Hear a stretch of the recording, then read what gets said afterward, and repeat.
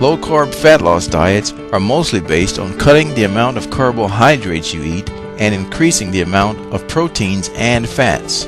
This diet helps your body to consume fat reserves that are already in your body and are based on the belief that carbohydrates raise blood insulin, which then leads to weight gain. The truth is, it's not carbs, but extra weight from excess calories that boosts insulin. Low-carb fat loss diets aren't as restrictive as they may sound.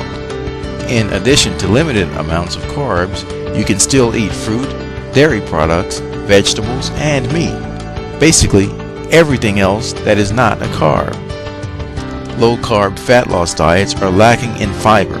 All animal products have no fiber and are also known as ketogenic diets, and these cause the glycogen levels in the body to deplete.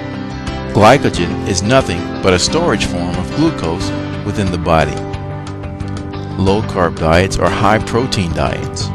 Protein powders provide the necessary aminos without excess calories. Low-carb diets are very popular and do help some people lose weight, but the long-term health effects are largely unknown. They are generally considered fad diets because they promise people will lose weight simply by changing the food they eat, but without exercising.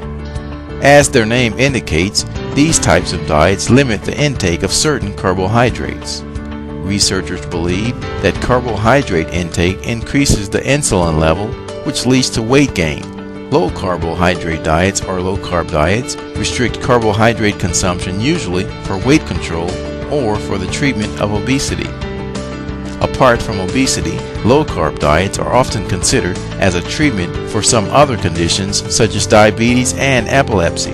It should be noted that low-carb fat loss diets do not enable the consumption of more calories than other kinds of diets, as has been often reported. A calorie is a calorie, and it doesn't matter whether they come from carbohydrates or fat. Low-carb diets are working on the underlying assumption that too many carbohydrates in the body will cause the body to accumulate fat. They work because when you consume low levels of carbohydrate, your body has to resort to burning stored carbohydrates, or glycogen, in order to fuel itself. Then your body starts to burn stored fat.